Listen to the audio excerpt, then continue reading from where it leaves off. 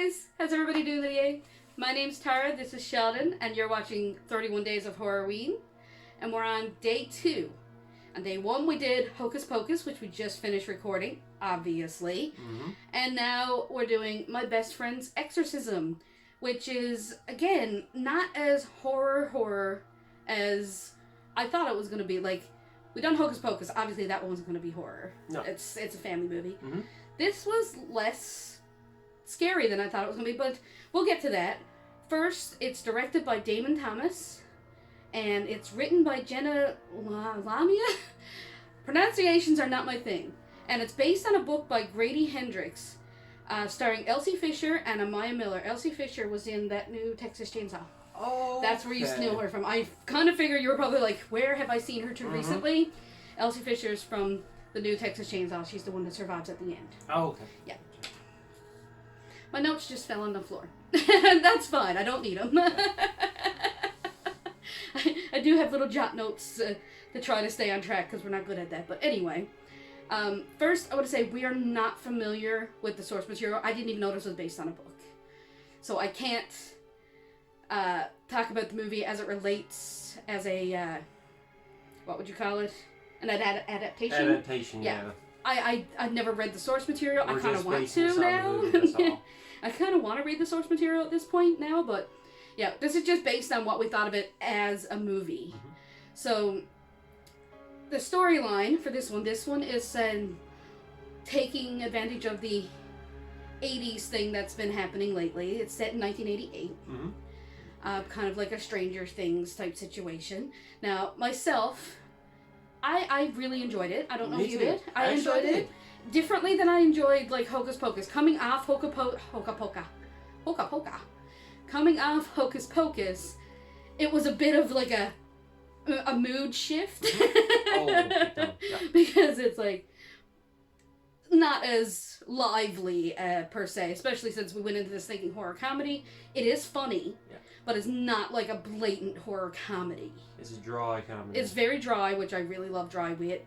And sometimes it's really creepy. It is. It is creepy.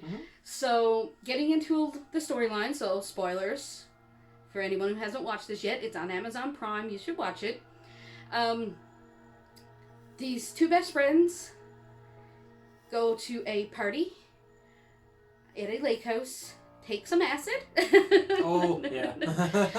go into a creepy house in the woods, and one of them gets possessed, basically, and becomes a raging bitch. But it's deeper than that, which I didn't expect.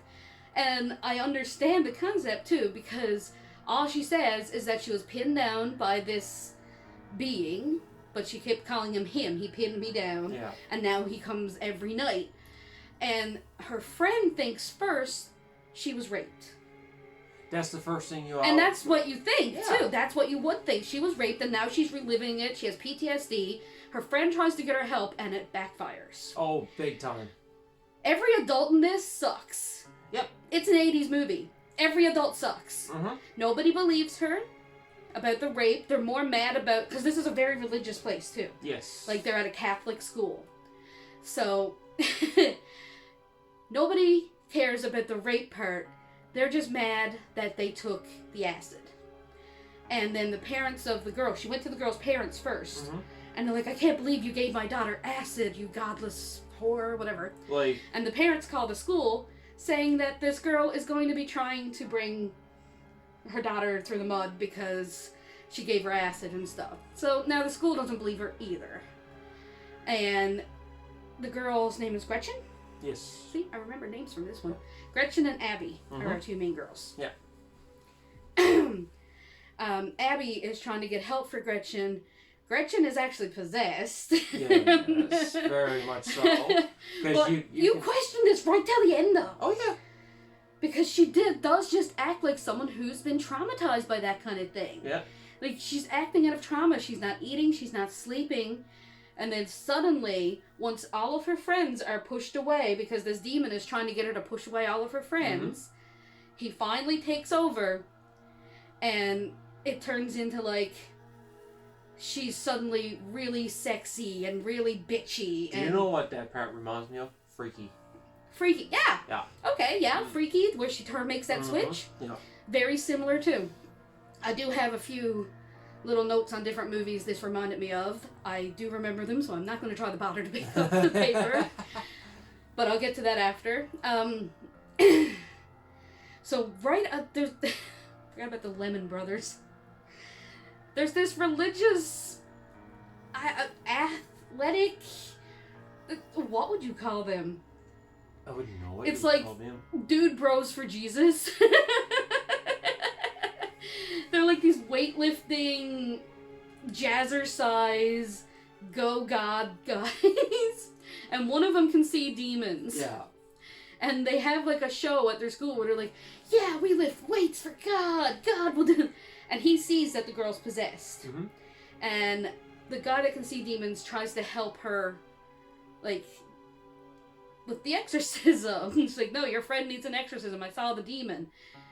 So they kidnap the friend, bring her to the lake house, tie her up, and even up until, like, there's like 20 minutes where he's just throwing salt in this girl's face, and she's like, that hurts. It doesn't hurt because I'm a demon. And it looks like that they're actually hurting her. Yeah, because if you throw salt in someone's face, it's gonna hurt. It's gonna get salt in your eyes. It's gonna hurt, and he's throwing it hard, and he's like little marks on her face from throwing the salt, and he makes her drink vinegar. Like, they're torturing this girl, and of course it's hurting because they're torturing her. Mm-hmm. So you're really questioning, like, is she possessed or did something happen because she was on this acid trip, and she's not processing that she was raped. No, there's a demon. Oh, there's a demon. There's a demon because they piss it off, and it comes out, and yeah, the guy that's there to help with the exorcism, he nopes out. He nopes out. Yeah, he just leaves. Like, He's just like, no, we're good, we're done. Here, you're on your own, Jewish girl that's gonna do this exorcism. he's basically saying, you're good. You're gonna be able to do this. You're gonna do this on your own. I'm not having any part of this. So he leaves, and she has to do this exorcism all on her own. Like, he wants to, like, baptize her and everything, which basically drown her in the bathtub so that the demon comes out. Yeah. How she gets it out is she actually ends up stabbing Missy in the chest a bit, which hurts her enough to get the demon out. Yeah. And then it's corporeal. It actually has its own form then. Yeah. And she ends up using... there's a bunch of liquor bottles in the old abandoned house. Oh, yeah. And she uses that and her lighter that she's playing with during the whole... You kind of wonder where that lighter is going to come into play. Yeah, exactly. And she uses that to catch the demon on fire and saves the day and everything's fine. But the whole thing, you don't know if she's just being a bitch because she's traumatized or if she's actually possessed.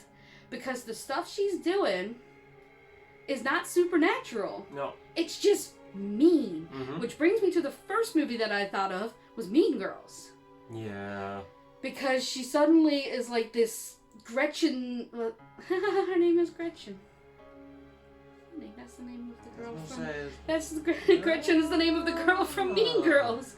Anyway. The more you know. Yeah, that makes sense. But, like, it is this Mean Girls thing. It also gave me Hello, Mary Lou. Yeah. That's the first thing I thought of when she came back to school after the demon had finally possessed her.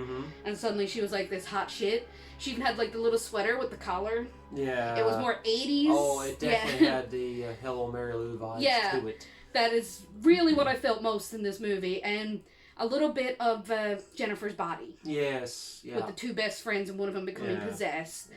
And I love all these movies, so... and she comes back hot, basically. Yeah, well, Jennifer's body, she was always hot. It's just she comes back hot and killing men because men did this to her, which is the same type of thing. We think that a man done this to Gretchen. So yeah, that's the plot line basically. The biggest surprise for me, which probably wouldn't have been a surprise if I hadn't noticed the rating beforehand. Yeah. The rating says 16+, so I'm guessing that's like a PG-13-ish, like something like that. You know, nobody dies. Yeah. There's no deaths. There's some bad things happens to people. Like one of the girls. And close to death. Yeah. But nobody dies. Like that one that had allergic reaction. To the peanut. I thought for sure she was gonna die. And that was gnarly. Too. Like, her face and stuff, that was gnarly. But she made it out. She did make it out. She's in the hospital. So. But yeah, she starts doing all this shitty stuff to her friends. And, like, they do almost die, some of them, but they get saved in the end. Mm-hmm. Like, she has a friend with a peanut allergy that she gives a brownie to that has nuts in it. Yeah. Like, on purpose. Mm. And she fucks with their lives, leaving, like, a love note in the peanut allergy girl. I forget her name. I forget her name, too. It's like D or something. It's a strange name. Mm-hmm. It's like, sounds like a letter. Yeah. It's like D or C or V. Is it V? Something like that. Something like that. But she leaves a love letter in her locker and then tries to make it seem like it came from the other friend. Now, this girl is gay, and her other friend, she has a crush on her other friend, and she tries to make it seem like her friend gave it to her and outs her as being a lesbian, and then almost kills her with peanuts. And the friend that this one, V or D, whatever her name is in love with, she steals her boyfriend, who's an ass. Oh my god, this man. When as soon as I wanted to die. Started noticing his behaviors and that, I'm like, it's very he's a 80s guy. movie douchebag, but yeah. I'm like, you're this a man. total douchebag. This man, no. I even said last night. I hope he dies. Yeah, he doesn't, but she steals her boyfriend and then makes her feel fat. Mm-hmm. Yeah. And gives her these weight loss shakes that her mom has, which turns out this is the gnarliest thing. And it's funny because the dog and everything. But I remember putting this on the note with like an exclamation point. It gives her a giant tapeworm. Yeah. And that was a thing at one point where it was not like FDA approved, but you could drink these shakes and it gives you a tapeworm and it loses weight because you have a tapeworm. Mm-hmm. But she drinks so many of them that it's this giant tapeworm that comes out of her mouth and stretch it. And this happens. Yeah. I don't know if you know this about tapeworms, but they can get big and come out of your mouth and lick the salt off your lips when you're sleeping. Oh yeah. No, I believe that. Nasty! But this tapeworm comes out and then the dog gets it and like hauls it out of her basically and rescues her. But she's withering away to nothing because of this tapeworm. Oh, doggo. Doggo. Good job. No, buddy. Dog wants to get my arms, but there's like, we're just sitting on little stools. The other one going too. Yeah. So, anyway, the dog takes the tapeworm, kills that, saves her. She's withering away to nothing. She can't eat because the tapeworm, she's sick. It's gross. It's very gross. So Doc calls it. I'm like, oh. God. I just wrote tapeworm! Exclamation point. As soon as I see tapeworm coming, I'm like, what? Yeah, it has a weird feeling like that. But other than that, that's pretty much the plot line. Is that she is possessed. It's very dry. Like the comedy is funny. Like. Something will be super serious and then, like, someone will say something real dumb. Yeah. Like, oh, or someone will fall down or something like that. It's that kind of comedy where it's not like Tucker and Dale or anything like that. Like, Tucker and Dale is horror comedy to me. But this was, like, horror that just happened to be funny. Yeah. And it felt like... It's not like Goosebumps, because it's scarier than what Goosebumps would be. Mm-hmm. But maybe, like... another R.L. Stein book, so I'm really interested in this book now. It's almost like R.L. Stein wrote this. It feels like an R.L. Stein or like a Christopher Pike or something like that that I used to read when I was younger, so I kind of want to seek out this book and read it, because I think I would enjoy it. Yeah. But yeah, that's our thoughts on that. I'm giving this I'm going to go with like a 7. I'm going to go with an 8. You're going to go with an 8? You liked it a little bit better than I did? I liked it a little better than what you did. Like, I think I just expected it to be funnier, that's all. It's your typical 80s horror movie. Where it being a horror movie set in the 80s with a comedy element. I expected there to be more gore. Yeah. If it had been like a really gory, over-the-top romp, it probably would have been a bit higher for me, but I'm a solid 7. Solid 7. Mm-hmm. I know some people don't like it because it's not a very good adaptation of the book, but I never read the book, so that don't count for me. Yeah, is there anything else you want to say about this one? So who is your absolute least favorite character? Would have to be the guy. The boyfriend, who I didn't even care what his name was. Because, like, At that one part where... Oh, yeah! Where she thought that it was him that raped the girl because he disappeared just as he gave them the acid. Mm-hmm. And he disappeared just as all this happened while they were in this house. Yeah. So and the alcohol that was in the old house was the alcohol he drinks. Mm-hmm. So she thinks that that's his like little lair where he takes girls to friggin' rape them. That was my dog. You can probably hear that. And she is saying that he's the one that did it. He finds this out. He slugs her in the fucking gut. Yeah. Like, hard, too. Like, she buckles over on the floor. And of course, it's the 80s. Nobody does anything because you could do what you want back then. Mm-hmm. But, yeah, he is such a freaking asshole, man. Really. The part where she falls on his lap. Yeah. That's about when, that's when she's fully possessed. Mm-hmm. And that's when she steals from, and he's just like, oh, she fell on my lap. And he said, I forget what he said. My God, it was disgusting what he said. It was really disgusting. He's disgusting. He is like a piece of shit. He's the typical 80s piece of shit douchebag. But yeah. Favorite character, not a lot of the characters were terribly likable. No. Because they all turn on Abby. Yeah. Even Abby herself is a bit grating. But she's very realistic as a person type thing. Mm-hmm. I don't know, I kind of like the one with the brownie. The one with the nut allergy. Yeah. Like, she was kind of the most innocent in all of them. The friend that thinks she's fat is kind of a bitch. Mm-hmm. Got a boyfriend, thinks she's better than everybody. The main, Gretchen, which I'm hoping her name is Gretchen. I'm pretty sure it is. It starts with a G, and I'm pretty sure it's Gretchen. It is I think so. I like her a lot, but, like, not as the demon, obviously. She's a bitch when she turns. I like the fact that they stuck with, like, 80s names. Yeah. In this, like...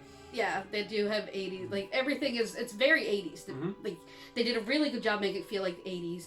The first half of this movie, almost before the possession happens, the first act of it is in a lake house, and it feels like Friday the 13th. Oh, absolutely. This could totally be a Friday the 13th movie. Yeah. Yeah. Alright, we got anything else? That's it. That's all I got. That's it. So, tomorrow is going to be When the Screaming Starts. Yes. Which we're going to watch tonight and probably film tomorrow. Okay. Time is a construct. Right now it's Saturday. Yeah. This is going up on Sunday. So, on Monday is going to be When the Screaming Starts, which is a horror comedy, a British horror comedy, I do believe, that we've never heard of. I just looked up some, like, upcoming horror releases, and this was released by Screambox, so I managed to get my hands on it, and it looks like if you made Leslie Vernon, or what was another one I compared it to?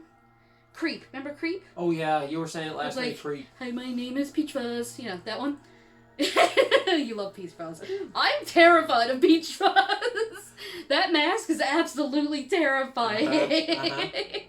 But if you took Creep or The Rise of Leslie Vernon and you made it a comedy, is what this is basically going to be. So, I'm looking forward to this. I really am. And I believe we're also doing our first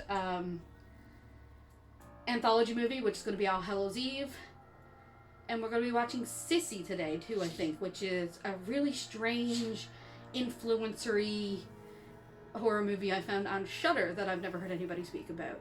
Those are the next three that we're going to be doing. Don't know if all three of them are going to be done at the same time. Cool. They may be, but I know tomorrow is going to be When the Screaming Starts.